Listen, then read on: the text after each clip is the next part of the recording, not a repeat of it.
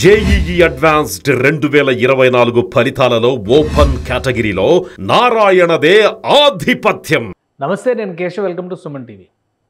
ఆంధ్రప్రదేశ్లో కొత్త ప్రభుత్వం ఏర్పడిన వెంటనే ముఖ్యమంత్రి చంద్రబాబు నాయుడు చేసిన మొదటి 5 సంతకాల్లో కీలకమైంది పెన్షన్ల పెంపు.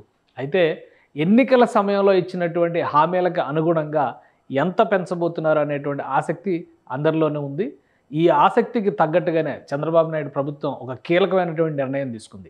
కేవలం వృద్ధాప్య పెన్షన్లే కాకుండా వివిధ రకాల కేటగిరీలో దాదాపు 28 రకాల కేటగిరీల్లో ఇస్తున్నటువంటి పెన్షన్ల పైన కీలకమైన నిర్ణయం తీసుకుంది. దీనిలో కొన్ని వర్గాలకి సంబంధించి భారీ పెంపు నిర్ణయాన్ని కూడా కొత్త ప్రభుత్వం అమలు చేయబోతోంది. ముఖ్యంగా పంచాయతీరాజ్ శాఖ ద్వారా ఉప ముఖ్యమంత్రి పవన్ కళ్యాణ్ అమలు చేయబోతున్నటువంటి భారీ ప్రణాళిక జూలై 1వ తేదీన ఈ పెన్షన్ల పెంపు ద్వారానే అమల్లోకి రాబోతోంది. అసలు ఏ వర్గాలకి ఎంతెంత ఇచ్చారు, ఎన్నికల హామీలో భాగంగా చెప్పినటువంటి ఏప్రిల్ 1వ తేదీ నుంచి అమలు చేస్తే 3,000 రూపాయల పెండింగ్ పెన్షన్తో కలిపి ఈసారి ఎంత అమౌంట్ పెన్షన్ లబ్ధిదారులకి ప్రభుత్వం ఇవ్వబోతోంది, జీవోలో ఇచ్చినటువంటి ఈ కేటగిరీలు ఏంటి, ఒకసారి విశ్లేషించేటువంటి ప్రయత్నం చేద్దాం. ఆంధ్రప్రదేశ్ ప్రభుత్వం ఎన్నికల్లో హామీల్లో భాగంగా చంద్రబాబు నాయుడు గారు ముఖ్యమంత్రి కావడంలో భాగంగా ఇచ్చినటువంటి హామీల్లో భాగంగా తీసుకున్న 5 సంతకాల్లో మూడో సంతకమే పెన్షన్ల స్కీమ్ పైన పెట్టారు. దానికి సంబంధించినటువంటి నిర్ణయాన్ని ఇమీడియట్గా అమలు చేస్తూ ఉత్తర్వులు కూడా ఆదేశాలు జారీ చేశారు. ఇది సోషల్ సెక్యూరిటీ పెన్షన్స్ ఎస్ఎస్పి కేటగిరీలో ఈ పెన్షన్ స్కీమ్ని అమలు చేస్తారు. దీనిలో enhancement and existing pension amount different categories దాన్ని పెంచుతూ నిర్ణయం తీసుకుని అలానే ఈ పెన్షన్ స్కీమ్ పేరును కూడా ఎన్టీఆర్ భరోసా పెన్షన్ స్కీమ్ కింద మార్చేశారు. పూర్తిగా ఇది పంచాయతీరాజ్ అండ్ రూరల్ డెవలప్మెంట్ విభాగం కింద వస్తుంది. అంటే పవన్ కళ్యాణ్కి ఈ శాఖను కేటాయించారు కాబట్టి జూలై 1వ తేదీన డెలివరీ చేయబోయేటువంటి పెన్షన్స్లో ఆయన శాఖ ద్వారా జరిగేటువంటి ప్రత్యేకమైనటువంటి ఏర్పాట్లు చర్యలు కూడా ప్రభుత్వం తీసుకోబోతోంది. సో అదే క్రమంలో మొత్తం ఈ పెన్షన్లకు సంబంధించి ఒక క్లియర్ పిక్చర్ ఇచ్చింది. ఎందుకంటే ఇది పూర్తిగా కూడా society for elimination of rural poverty SERP కింద అమలు చేసేటువంటి పథకం ఇది. సో ఈ పథకం కింద వచ్చేటువంటి కేటగిరీలు ఏవి, వాటికి ఎంతెంత పెరిగింది, ఆ అంశాన్ని ఒకసారి మనం విశ్లేషించేటువంటి ప్రయత్నం చేద్దాం. అధికారులకి సంబంధిత శాఖలకి క్లియర్గా దీనికి సంబంధించినటువంటి ఆదేశాలు ఇప్పటికే వెళ్ళిపోయాయి. మొత్తంగా పెరిగినటువంటి పెన్షన్స్ కనుక మనం ఒకసారి చూస్తే కేటగిరీస్ వైజ్గా ఒకసారి పరిశీలిద్దాం. కేటగిరీల ప్రకారం చూస్తే ఓల్డ్ ఏజ్ పెన్షన్ అంటే వృద్ధాప్య పెన్షన్ 3,000 రూపాయల నుంచి 4,000 రూపాయలకి పెంపు చేస్తూ ప్రభుత్వం నిర్ణయం తీసుకుంది. అలానే విడో పెన్షన్ వితంతు పెన్షన్లకు సంబంధించి కూడా 1,000 రూపాయల పెంపు 4,000 రూపాయలకి పెంపు చేస్తూ నిర్ణయం తీసుకున్నారు. వేవర్స్ చేనేతకి సంబంధించినటువంటి కార్మికులకి పెన్షన్ కూడా పెంచారు, 4,000కి పెంచారు. అలానే టాడీ టాపర్స్ అంటే కళ్ళు గీత కార్మికులకు ఇచ్చేటువంటి పెన్షన్ కూడా 3,000 రూపాయల నుంచి 4,000 రూపాయలకి పెంచారు.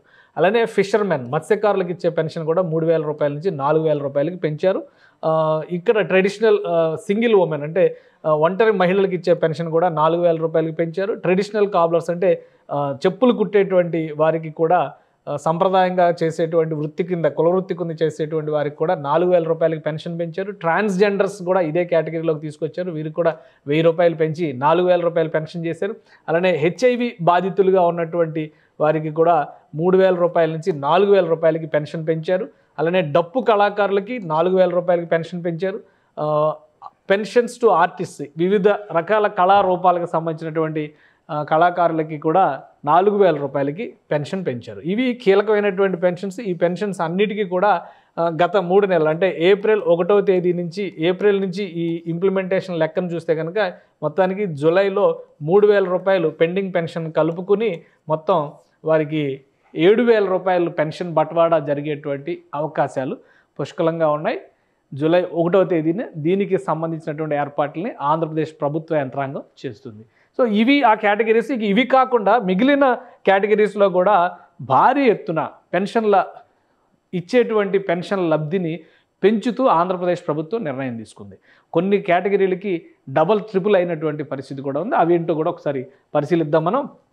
ముఖ్యంగా డిజేబుల్డ్ అంటే వికలాంగులకి సంబంధించి ఇప్పటివరకు 3,000 రూపాయలు పెన్షన్ ఇచ్చేవారు. దీన్ని ఏకంగా 6,000 చేసింది. అంటే 100% హైక్ చేయాలనేటువంటి నిర్ణయానికి ఏపీ సర్కార్ వచ్చింది. అలానే మల్టీ డిఫిమరిటీ లెప్రసీ కుష్టు వ్యాధితో బాధపడుతున్నటువంటి వారికి సంబంధించినటువంటి పెన్షన్ స్కీమ్ ఇది కూడా 3,000 రూపాయల నుంచి 6,000 రూపాయలు 100% హైక్ చేయాలనేటువంటి నిర్ణయం తీసుకున్నారు. ఇక ఫుల్లీ డిజేబుల్డ్ పర్సన్స్, పూర్తి వైకల్యంతో బాధపడుతున్నటువంటి దివ్యాంగులకి సంబంధించి 15,000 రూపాయలకి పెన్షన్ పెంచుతూ రాష్ట్ర ప్రభుత్వం నిర్ణయం తీసుకుంది. ఇది ఒక కీలకమైనటువంటి పరిణామంగా చూడాలి. ఇంకా మిగిలిన కేటగిరీల పరిస్థితి కూడా మనం చూద్దాం. పెరాలసిస్తో బాధపడుతున్నటువంటి వాళ్ళు పూర్తిగా వీల్ చైర్కి కానీ బెడ్కి కానీ పరిమితం అయిపోయినటువంటి వాళ్ళకి సంబంధించినటువంటి పెన్షన్ ఇప్పటివరకు 5,000 రూపాయలు ఉంది. ఏకంగా 15,000 రూపాయలు చేయాలని నిర్ణయం తీసుకుంది. అంటే 10,000 రూపాయల పెంపుకి చంద్రబాబు సర్కార్ నిర్ణయం తీసుకుంది. అలానే సివియర్ మస్కులర్ డిస్ట్రోఫీ అనేది చాలా కీలకమైనటువంటి నరాల సంబంధిత వ్యాధి, పూర్తిగా మంచానికి పరిమితం అయ్యేటువంటి వ్యాధి. అటువంటి వ్యాధితో బాధపడుతున్నటువంటి వారు, అలానే యాక్సిడెంట్ విక్టిమ్స్, ఇప్పుడు ప్రమాదాల వల్ల వైకల్యానికి గురయ్యి మంచానికి పరిమితమైనటువంటి వారికి కూడా 5,000 రూపాయల ఆర్థిక సాయం ప్రభుత్వం చేస్తుంది. దాన్ని 15,000 రూపాయలకి పెంచుతూ నిర్ణయం తీసుకున్నారు. వీటితో పాటు క్రానిక్ డిసీజెస్ అంటే దీర్ఘకాలిక వ్యాధులుగా గుర్తింపు పొందినటువంటి వ్యాధిగ్రస్తులకి సంబంధించి కూడా ప్రభుత్వం ఆర్థిక సాయం చేస్తుంది. దానికి సంబంధించినటువంటి లెక్కను కూడా మనం చూద్దాం. ఇది బైలాటరల్ ఎలిఫోటిసిస్, దీనికి ఎలిఫెంటాసిస్ అంటే మనకి తెలిసినటువంటి బోధకాలు వ్యాధితో బాధపడేటువంటి వ్యాధిగ్రస్తులు చాలామంది ఉంటారు. బోధకాలు వ్యాధిగ్రస్తులకి 5,000 రూపాయలు పెన్షన్ ఇచ్చేవారు. ఇప్పుడు 10,000 రూపాయలకి ఆ పెన్షన్ పెంచుతూ ప్రభుత్వం నిర్ణయం తీసుకుంది. కిడ్నీ, లివర్, హార్ట్ ట్రాన్స్ప్లాంట్ అంటే కాలేయ సంబంధిత వ్యాధులు, కిడ్నీ సంబంధిత వ్యాధులు, అలానే గుండె మార్పిడి చికిత్స చేసుకున్న వాళ్ళు ఎక్కడ కూడా ఏ పని కూడా చేయలేకపోతారు. కాబట్టి అటువంటి వారికి కూడా 10,000 రూపాయలు, అంటే ఇక్కడ కూడా 100% హైక్ చేస్తూ పెన్షన్స్ని ప్రభుత్వం నిర్ణయం తీసుకుంది. అలానే డయాలసిస్కి సంబంధించినటువంటి వ్యాధిగ్రస్తులకి కూడా 10,000 రూపాయలకి పెన్షన్ పెంచింది. డయాలసిస్ స్టేజెస్ని బట్టి 15 ml స్టేజెస్లో ఉండేటువంటి వారికి కూడా 10,000 రూపాయలు పెన్షన్ చేసింది. అలానే స్మాల్ కాంట్రాక్టెడ్ కిడ్నీ, దానికి సంబంధించినటువంటి వ్యాధిగ్రస్తులు కూడా 10,000 రూపాయలు చేస్తారు. సో ఈ కేటగిరీలు అన్నిటికీ కూడా 100% హైక్ ఇస్తూ ప్రభుత్వం కీలకమైనటువంటి నిర్ణయం తీసుకుంది. సో ఈ వ్యాధిగ్రస్తులందరికీ కూడా మెడిసిన్స్ పరంగా చాలా ఎక్కువ ధన వ్యయం ఖర్చు చేయాల్సినటువంటి పరిస్థితి ఉంటుంది. ఆ అంశాలను దృష్టిలో ఉంచుకునే రాష్ట్ర ప్రభుత్వం ఈ నిర్ణయం తీసుకున్నట్టుగా చెప్తున్నారు. ఇక ఇతర కేటగిరీలకి సంబంధించి కూడా ప్రైవేట్ డయాలసిస్కి సంబంధించి 10,000 రూపాయలు ఇచ్చేది ఉంది. అలానే డయాలసిస్ గవర్నమెంట్కి సంబంధించి 10,000 రూపాయలు ఇచ్చేది ఉంది. సికిల్ సెల్ ఎనీమియాకి సంబంధించినటువంటి డిసీజ్కి 10,000 రూపాయలు ఇచ్చే అవకాశం ఉంది. తలసేమియాకి సంబంధించి 10,000 రూపాయల అవకాశం ఉంది. సో ఇవన్నీ కూడా యథాతథంగా ఉంచేసి, అంటే వారందరికీ కూడా 10,000 రూపాయల పెన్షన్ని యథాతథంగా కొనసాగించాలని రాష్ట్ర ప్రభుత్వం నిర్ణయం తీసుకుంది. అలానే సివియర్ హిమోఫీలియాకి సంబంధించి సైనిక్ వెల్ఫేర్ పెన్షన్స్, అంటే సైనికులకు సంబంధించిన మాజీ ఉద్యోగులకు సంబంధించినటువంటి సంక్షేమానికి సంబంధించినవి, అలానే అభయహస్తం కింద 500 రూపాయలు ఇస్తున్నారు. అది అమరావతి ల్యాండ్లెస్ పూర్, అమరావతిలో ల్యాండ్ లేని, అంటే నిర్వాసిత ప్రజలు ఎవరైతే ఉన్నారో అక్కడ భూములు లేనటువంటి పేదలకి సంబంధించి 5,000 రూపాయల పెన్షన్ ఇస్తున్నారు. వాటిని యథాతథంగా కొనసాగించాలని నిర్ణయం తీసుకున్నారు. సో వీటన్నిటికీ సంబంధించి ఒక భారీ ప్రణాళికని ఆంధ్రప్రదేశ్ ప్రభుత్వం సిద్ధం చేసింది. దీనికి సంబంధించినటువంటి ఆదేశాలని రాష్ట్ర చీఫ్ సెక్రటరీ ఇప్పటికే ఆదేశాలు జారీ చేశారు. ఈ నేపథ్యంలో జూలై 1వ తేదీన ఇంటింటికి వెళ్ళి పెన్షన్స్ ఇచ్చే విధంగా, ఎందుకంటే ఎన్నికల సమయంలో వాలంటీర్ల వ్యవస్థ పైన కొన్ని అపోహలు రావడం, వాలంటీర్ల వ్యవస్థని ఎన్నికల దుర్వినియోగానికి ఉపయోగించేటువంటి క్రమంలో అప్పటి ప్రభుత్వం విషయంలో కొన్ని కంప్లైంట్స్ రావడం, వీటి నేపథ్యంలోనే నేరుగా ఈ పెన్షన్స్ బట్వాడా చేయడానికి కావాల్సినటువంటి అధికార యంత్రాంగం ఉన్నప్పటికీ కూడా నేరుగా బట్వాడా చేయకుండా బ్యాంక్ అకౌంట్ల ద్వారా చేసి ఇబ్బంది పెట్టేటువంటి ప్రయత్నాలు చేసినటువంటి చరిత్ర గత ప్రభుత్వంలోకి ఉంది. కాబట్టి ఈసారి మరింత జాగ్రత్త తీసుకున్నారు. ముఖ్యంగా పంచాయతీరాజ్ శాఖ పరిధిలోకి వచ్చేటువంటి ఈ నిర్ణయాలని అమలు చేసేటువంటి క్రమంలో ఉప ముఖ్యమంత్రిగా పవన్ కళ్యాణ్ బాధ్యతలు తీసుకోబోతున్నారు.